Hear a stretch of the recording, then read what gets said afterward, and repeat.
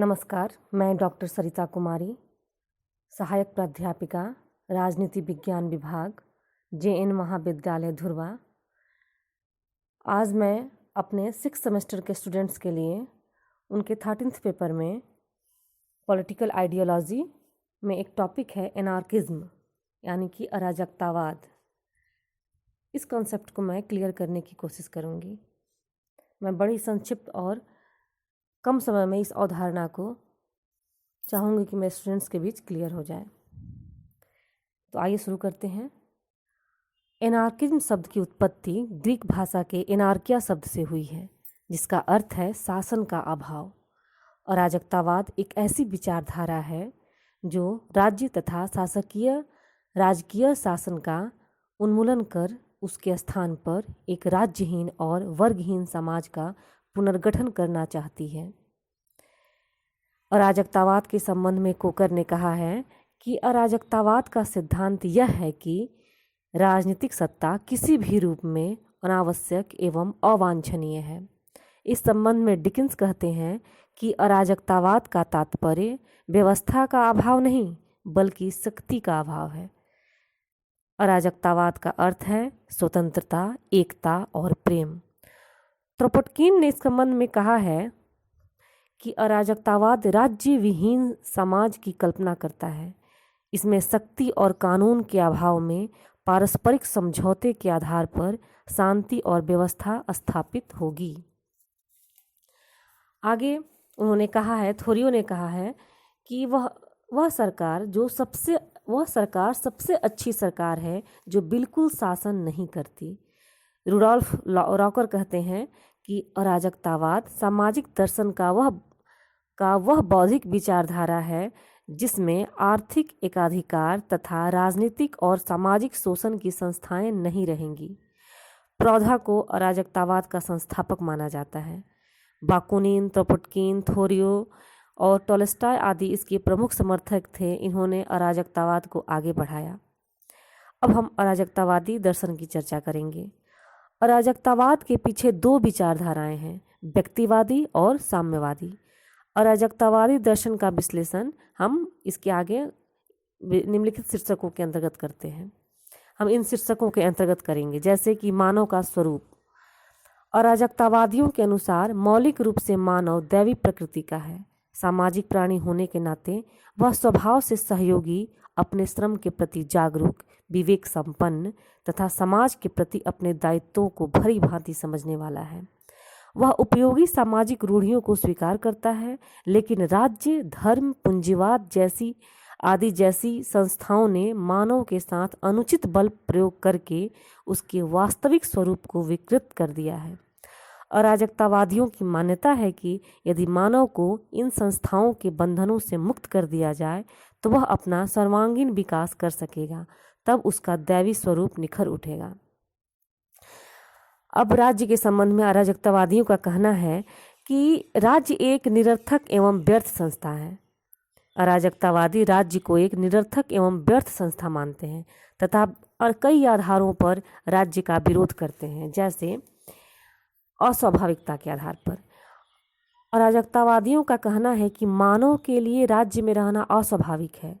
मानव प्रकृति से विवेकी और तर्कशील है, लेकिन राज्य उसे पदलोलुप और अनैतिक बना देता है।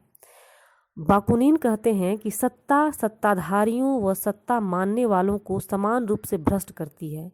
धीरे धीरे होने वाले इसके प्रभाव से कुछ लोग लालची व महत्वाकांक्षी निर्दयी शासक बन जाते हैं तथा अपने या अपने वर्ग के हितों के लिए समाज का शोषण करते हैं, जबकि अन्य लोग उसके दास बनकर रह जाते हैं। ऐतिहासिकता के आधार पर भी अराजकतावादी राज्य का विरोध करते हैं। उनका कहना है कि राज्य की उत्पत्ति से पहले मानव समूह बनाकर स्वतंत्र एवं सुखी जीवन व्यतीत करता था। वे उपयोगिता के आधार पर भी राज्य का विरोध करते हैं और कहते हैं कि राज्य एक अनुपयोगी है, क्योंकि उसके द्वारा मानव स्वतंत्रता का हनन होता है। राज्य का आधार शक्ति है, इच्छा नहीं। आर्थिक आधार पर अराजकतावादियों का कहना है कि राज्य पूंजीवाद और शोषण का पक्ष लेकर श्रमिकों के साथ अन्याय करता है। अतः यदि व्यक्तिगत संपत्ति नष्ट हो जाए तो झगड़े के निपटारे के लिए न्यायालयों की आवश्यकता नहीं रहेगी तथा कानून व्यवस्था भी अनावश्यक होगी। पूंजीवाद के संबंध में हम पूंजीवाद के संबंध में अराजकतावादियों का विचार जानेंगे। इस संबंध में अराजकतावादियों का कहना है कि पूंजीवाद के चलते ही समाज शोषक और शोषित वर्ग में विभाजित हो जाता है। इस कारण समाज का एकीकरण नहीं हो पाता। राज्य पूंजीवाद व्यवस्था का समर्थन करता है राज्य पूंजीवादी व्यवस्था का समर्थन करता है।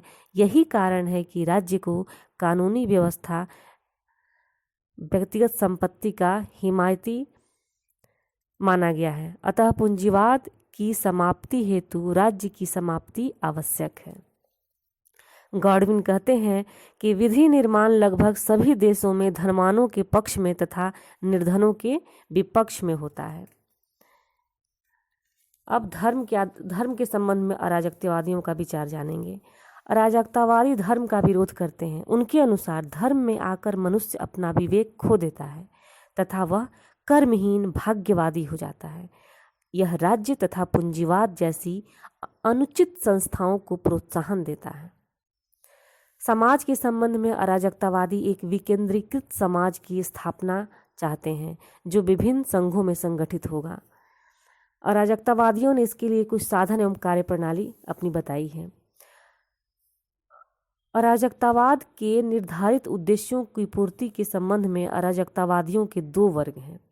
पहला वर्ग विकासवादी अराजकतावादी हैं। ये बल एवं हिंसा का प्रयोग नहीं करते, बल एवं हिंसा के प्रयोग का विरोध करते हैं तथा शांतिमय तरीकों में विश्वास करते हैं, जैसे कि टॉलस्टॉय हैं। द्वितीय वर्ग है इनका क्रांतिकारी अराजकतावादी। बाकुनिन, त्रोपोटकिन आदि हैं ये। इसके समर्थक बाकुनिन, त्रोपोटकिन हैं। ये अपनी उद्देश्यों की पूर्ति हेतु क्रांतिकारी तरीकों में विश्वास करते हैं। अब हम संक्षेप में अराजकतावादी समाज की रूपरेखा देखेंगे। अराजकतावादी समाज का संगठन सहयोग, प्रेम तथा स्वतंत्रता की भावना के आधार पर होगा, ऐसा अराजकतावादियों का मानना है। विभिन्न उद्देश्यों की पूर्ति के लिए ऐच्छिक समुदाय बनाए जाएंगे जिसकी सदस्यता के लिए किसी को बाध्य नहीं किया जाएगा। प्रत्येक समुदाय अपने क्षेत्र में स्वतंत्र और स्वशासित होगा। इन समुदायों का एक संघ होगा। जिला समुदाय के ऊपर प्रांतीय, प्रांतीय समुदाय के ऊपर राष्ट्रीय और राष्ट्रीय समुदाय के ऊपर अंतर्राष्ट्रीय समुदाय होंगे। यहाँ पर हमारे स्टूडेंट्स एक रेखा चित्र बना सकते हैं। ये समुदाय वे सारे कार्य करेंगे जो राज्य करते हैं। यदि समुदाय के नियमों का कोई उल्लंघन करेगा तो उसे बहिष्कृत कर दिया जाएगा। उस समाज का स्वरूप विकेंद्रित होगा और सब कार्य विभिन्न समुदायों में बांट कर किया जाएगा। व्यक्ति अपनी शक्ति एवं इच्छा अनुसार काम करेगा और आवश्यकता अनुसार वस्तुओं को प्राप्त करेगा। त्रोपोटकिन कहते हैं कि हम आपको अपना घर, गोदाम, गलियां, यातायात के साधन, पाठशालाओं तथा अजायाब घरों आदि के प्रयोग करने का अधिकार देते हैं, किंतु शर्त यह है कि आपको 20 से लेकर 35 या 50 वर्ष की आयु तक 4 से 5 घंटे प्रतिदिन कोई न कोई कार्य निष्ठापूर्वक करना होगा जो जीवन के लिए आवश्यक हो। अब हम इस अराजकतावादी विचारधारा की कुछ आलोचनाएं देखेंगे। कई आधार पर इसकी आलोचनाएं की गई हैं। जैसे कहा गया है कि अराजकतावादियों की मानव स्वभाव संबंधी धारणा दोषपूर्ण है। मानव स्वभाव से दैवी गुण संपन्न नहीं है। मानव स्वभाव से केवल दैवी गुणों से ही संपन्न नहीं है, बल्कि हॉब्स कहते हैं कि मानव स्वभाव से एक स्वार्थी प्राणी होता है। अराजकतावादियों के अनुसार मानव स्वभाव के दुर्गुणों के लिए राज्य तथा उसके कानून उत्तरदायी होते हैं, लेकिन आलोचक कहते हैं कि राज्य के कानून मानव स्वभाव के दोषों के सुधारक होते हैं, जनक नहीं। अराजकतावादी सामान्य नागरिकों के रूप में व्यक्ति को निस्वार्थ सहयोग और प्रेम और सेवा भावना से संपन्न मानते हैं और एक शासक के रूप में उसे स्वार्थी, दुराचारी और भ्रष्ट मानते हैं। यह एक विरोधाभासी विचारधारा है। अर्थात उनका कहना है कि एक नागरिक के रूप में तो व्यक्ति निस्वार्थ है, सहयोगी है, प्रेम का पुजारी है, प्रेमी है, सेवा की भावना से ओतप्रोत है, लेकिन ज्यों ही वह शासक बन जाता है अराजकतावादी उसे स्वार्थी और दुराचारी और भ्रष्ट मानते हैं। एक व्यक्ति के संबंध में दो प्रकार की विचारधाराएं रखना विरोधाभासी विचारधारा है। नेक्स्ट आलोचना हम देखेंगे कि अराजकतावादी राज्य के लोक हितकारी पक्ष के प्रति उदासीन है, जो कई कारणों से ठीक नहीं है। अराजकतावादियों के अनुसार प्रत्येक कानून से स्वतंत्रता सीमित होती है, इस बात को भी नहीं स्वीकारा जा सकता। सिसिरो कहते हैं कि स्वतंत्र होने के लिए ही हम बंधनों में रहना स्वीकार करते हैं। नियंत्रण के अभाव में जिसकी लाठी उसकी भैंस वाली कहावत चरितार्थ होगी। अराजकतावादियों के भावी समाज संबंधी दृष्टिकोण भी अव्यवहारिक है, क्योंकि राज्य के अभाव में मानव चेतना भयंकर रूप धारण कर लेगी। ऐसे समाज में ऐच्छिक समुदाय परस्पर विरोधी कार्य करेंगे, जिससे सर्वत्र अव्यवस्था फैल जाएगी। बर्ट्रैंड रसल कहते हैं कि वर्तमान समय में अराजकतावादी समाज का आदर्श, जिसमें व्यक्ति के किसी भी कार्य पर कोई कानूनी नियंत्रण न हो, उस संसार की रक्षा करने के लिए अनुपयुक्त है जिसकी स्थापना अराजकतावादी करना चाहते हैं। अब हम अराजकतावाद एवं साम्यवाद के बीच संबंध देखेंगे। अराजकतावाद तथा साम्यवाद प्रायः एक दूसरे के पूरक कहे जाते हैं, क्योंकि दोनों का लक्ष्य वर्ग रहित और राज्य रहित समाज की स्थापना करना है। इस हेतु जहाँ साम्यवाद का संबंध विशेषकर साधनों से है, वहीं अराजकतावादियों का संबंध लक्ष्य से है। अब इनमें क्या समानताएं हैं वो हम देखेंगे। दोनों राज्य को व्यक्ति के लिए, दोनों ही विचारधाराएं यानी कि अराजकतावाद और साम्यवाद दोनों ही विचारधाराएं राज्य को व्यक्ति के लिए अहितकर मानती हैं। उनके अनुसार राज्य शोषण और स्वतंत्रता के दमन का साधन है। दोनों ही पूंजीवाद का विरोध करते हैं, क्योंकि उनके अनुसार पूंजीवादी व्यवस्था श्रमिकों के मेहनत से उत्पन्न धन की चोरी पर आधारित है। दोनों ही विचारधाराएं वर्गहीन राज्यहीन समाज की स्थापना के लिए क्रांतिकारी साधनों में विश्वास करती हैं। इसके अलावा दोनों ही विचारधाराएं उस व्यवस्था के संबंध में गंभीरता से विचार नहीं करती जो राज्य एवं वर्ग के अंत के बाद होगी, यानी कि राज्य और वर्ग के अंत के बाद कैसे समाज की स्थापना होगी, इस संबंध में उनका विचार स्पष्ट नहीं है। अब इन दोनों ही विचारधाराओं में क्या असमानता है, इसकी चर्चा हम करेंगे। जैसे साम्यवाद का मुख्य शत्रु पूंजीवाद है तथा गौण शत्रु राज्य है, जबकि अराजकतावाद का मुख्य शत्रु राज्य है तथा गौण शत्रु पूंजीवाद है। दूसरी असमानता है कि अराजकतावादी प्रत्येक दृष्टिकोण से साम्यवादी नहीं है। अराजकतावाद दो प्रकार के हैं।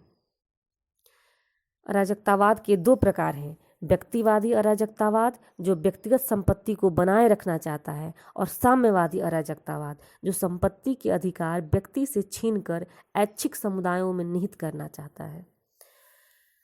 इसके अलावा हम देखेंगे कि साम्यवादी साधन के रूप में केवल हिंसा पर अधिक बल देते हैं, जबकि अराजकतावादी हिंसा के साथ साथ जनता को अराजकतावादी दर्शन से संबंधित शिक्षा देना भी आवश्यक मानते हैं। यह इसकी एक असमानता है। मनोवैज्ञानिक दृष्टि से साम्यवाद की तुलना में अराजकतावाद साधनों के विषय में अधिक तर्कसंगत है। इस प्रकार निष्कर्षतः हम कह सकते हैं कि अराजकतावाद एक भयावह विचारधारा प्रतीत होता है, लेकिन अपने आप में यह एक सत्य सिद्धांत है जिसने राज्य को पशु बल पर आधारित तथा दुष्ट लुटेरों का शासन कहा है। फिर भी उसके दर्शन को व्यवहारिक रूप नहीं दिया जा सकता, यानी कि अराजकतावादी दर्शन को व्यवहारिक रूप नहीं दिया जा सकता, क्योंकि राज्य का उन्मूलन कर हम समाज में शांति की स्थापना नहीं कर सकते। व्यक्तित्व का सर्वांगीण विकास एकमात्र राज्य में ही हो सकता है, क्योंकि वर्तमान राज्य का स्वरूप लोक कल्याणकारी है। अराजकतावादी दर्शन का सार तत्व यह है कि इसमें राज्य और समाज संबंधी अनेक बुराइयों का पर्दाफाश किया गया है, यानी कि अराजकतावादी विचारधारा का महत्व इसी बात से है कि यह राज्य और समाज की अनेक बुराइयों को हमारे सामने लाता है, जिसे हम दूर करने का प्रयास करते हैं। धन्यवाद।